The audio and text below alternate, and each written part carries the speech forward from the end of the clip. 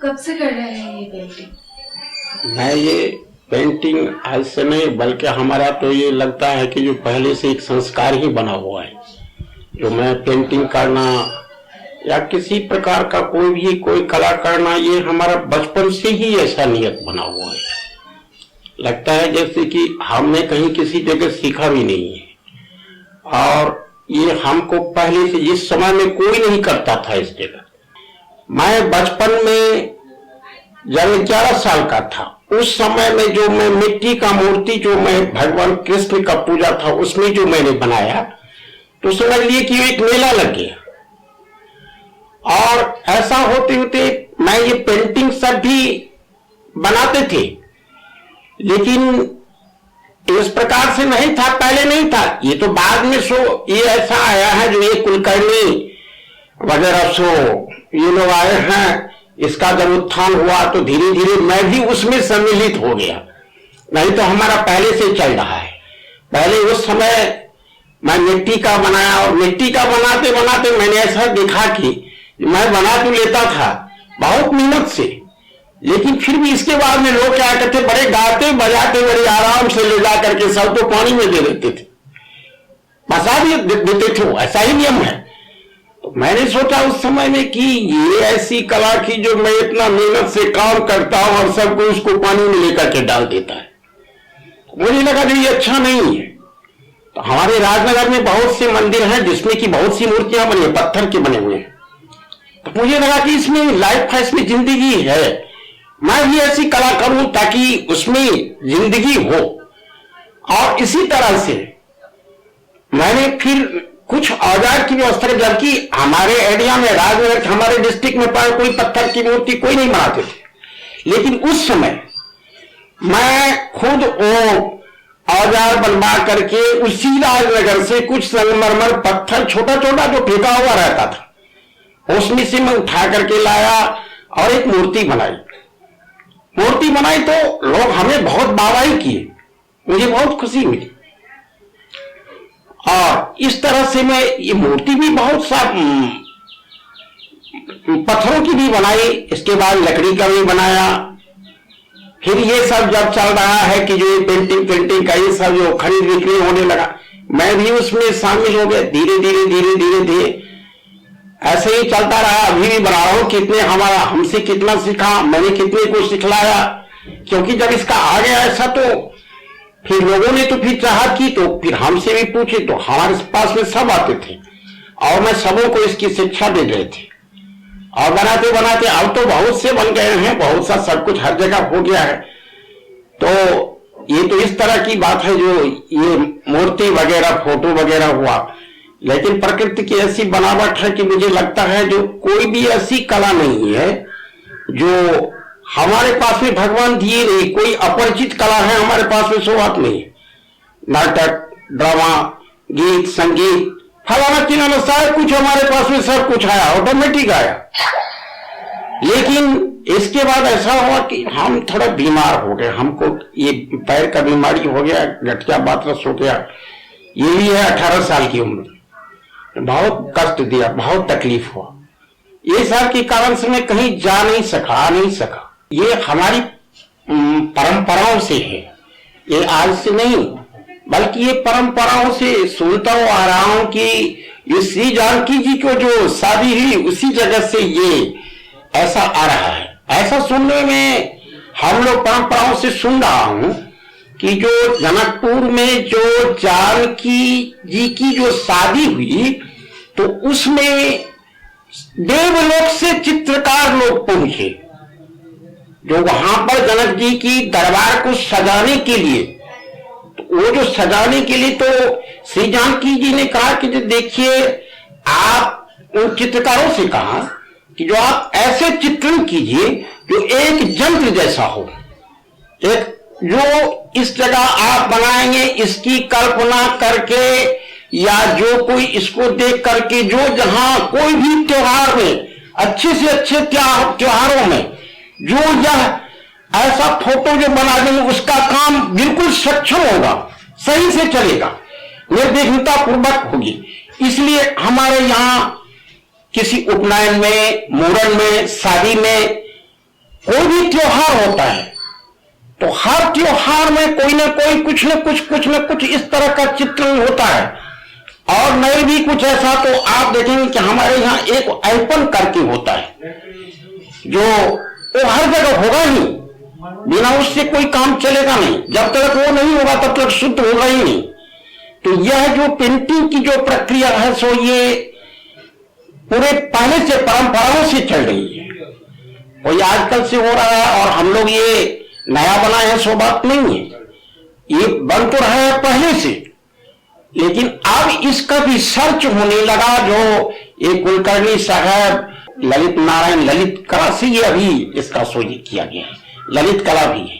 Mithila painting को ललित बाबू जो थे मंत्री बने तो उन्होंने ऐसा किया कि जो इसको बहुत आगे बढ़ाए और ये आगे बढ़ते बढ़ते इतना दूर तक चला गया। बहुत बहुत अवार्डेड लोग सब हैं, बहुत बहुत बूढ़े लोग सब हैं, वो सब तो समझ लिया। तो उन लोगों को अवार्ड मिला है बहुत, जैसे गंगा देवी हैं, सीता देवी, महासुंदरी देवी, ऐसे सब बहुत से हैं जो बहुत अवार्डेड हैं यहाँ, ऐसी बात नहीं है।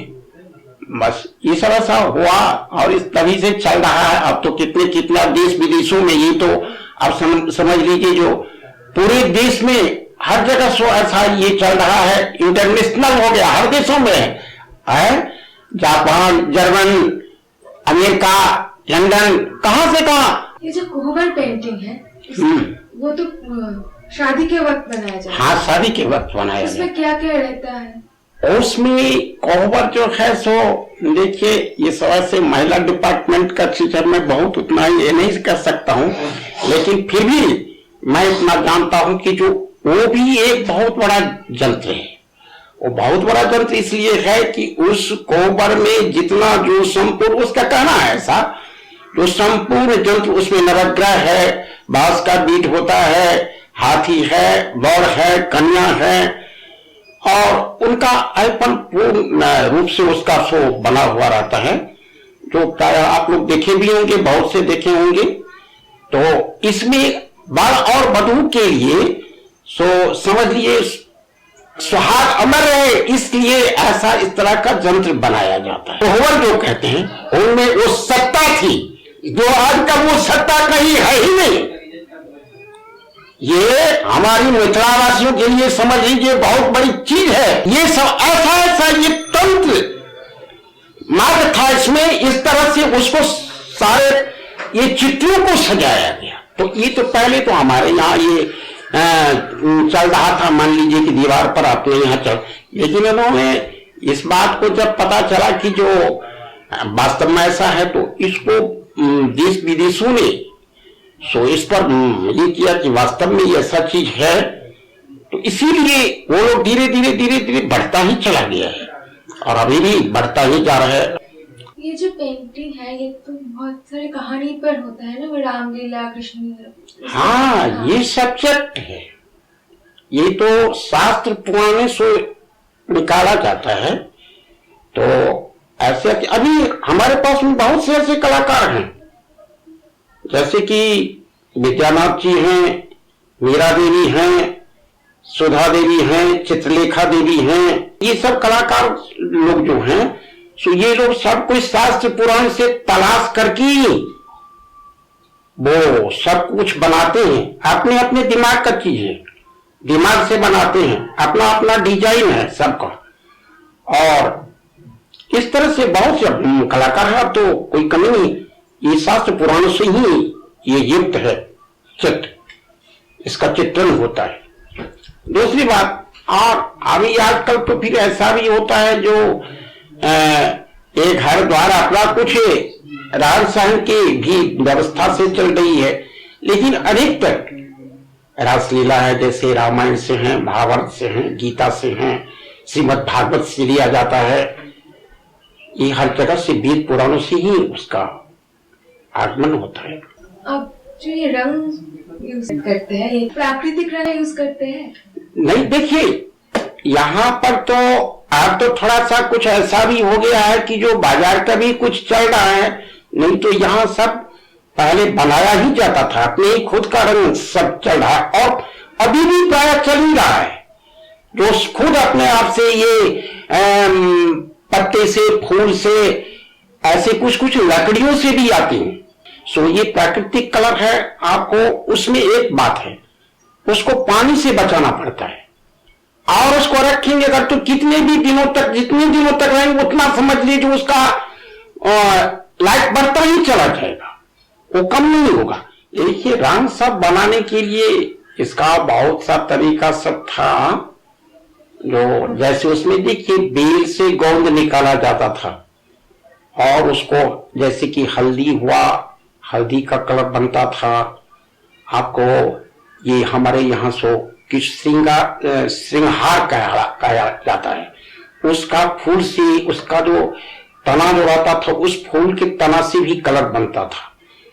और ऐसे से बहुत से चीज हैं, ये सीम का पत्ता से बनता था, ये कट्ठा से, चूना से, ये सब इस तरह से ऐसे ऐसे करके बहुत से बनाए जाते हैं। साग से निकलता है, ऐसा बहुत से फूल हैं ऐसा, जिससे ये अपराजिता का फूल है, वो सब है, ये सब से बनाया जाता है। इसमें गोंद मिला करके, और उसको कुछ और भी उसमें पड़ता है, जो सब दे करके उसको थोड़ा पक्का करने की भी इच्छा तो रखते ही है कलाकार लोग, इसलिए उसको ऐसा करके बनाते हैं। ये सब नेचुरल कलर है, ये सब प्राकृतिक है।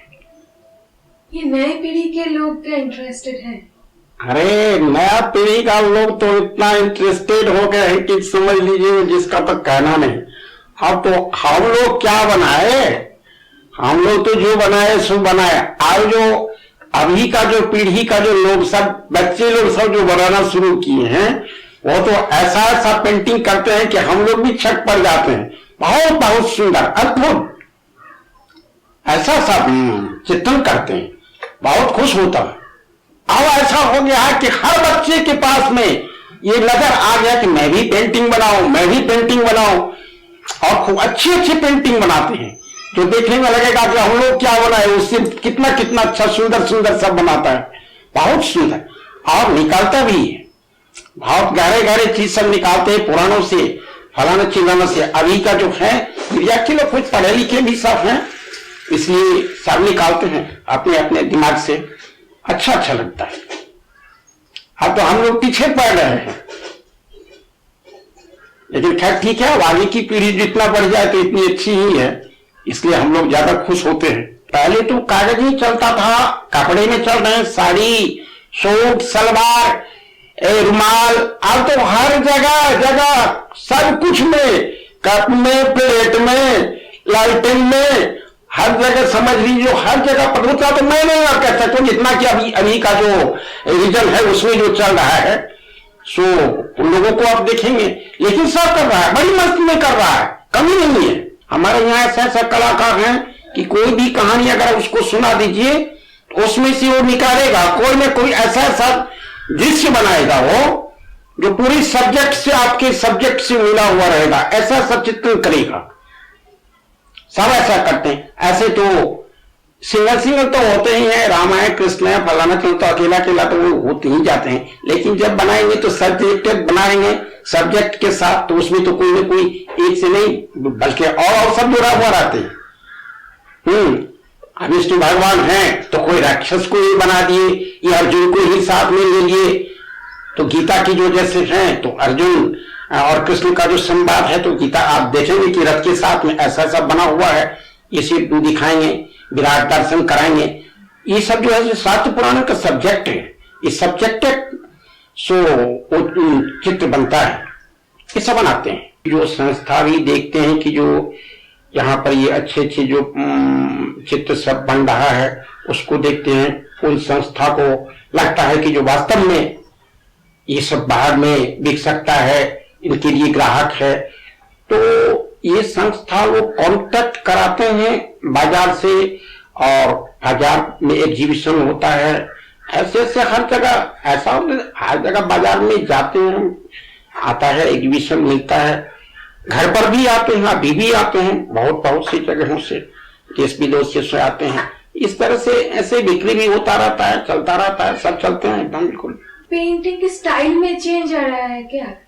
नहीं, वो तो स्वाभाविक है, जो कुछ ना कुछ चेंजिंग तो होगा ही। सबसे पहले ऐसा था कि एक ठो कलर पेंटिंग होता था और कलर पेंटिंग के साथ साथ गोबर पेंटिंग होता था, लाइन पेंटिंग होता था।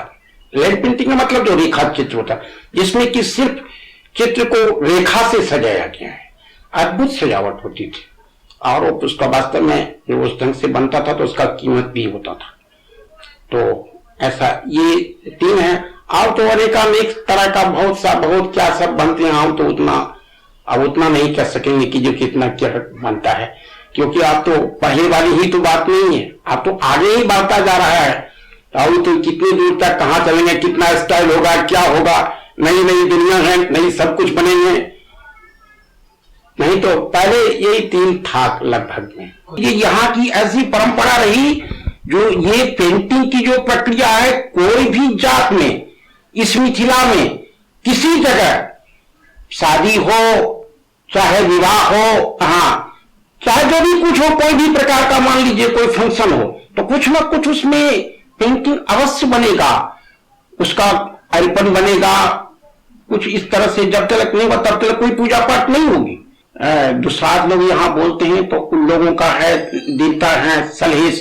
तो अब सलहेश का जो जीवनी है, उस जीवनी के आधार से वो लोग बनाते हैं। किन्हीं कास्ट में कोई है तो यहाँ लौरी करके कहता है तो उसका है। बहुत से ऐसे हैं सब्जेक्ट हैं जो सबों के अपने अपने कास्ट का भी है, जिसका की पेंटिंग वो लोग भी बनाते हैं। तो अपने अपने देवताओं का कुछ ऐसा है जो निजी है वो। और अब तो ये महिलाएं लड़कियां बहुत बाहर जा रही है, ये पेंटिंग को लेकर आगे बढ़ रही है, तो इसके बारे में कुछ बताइए।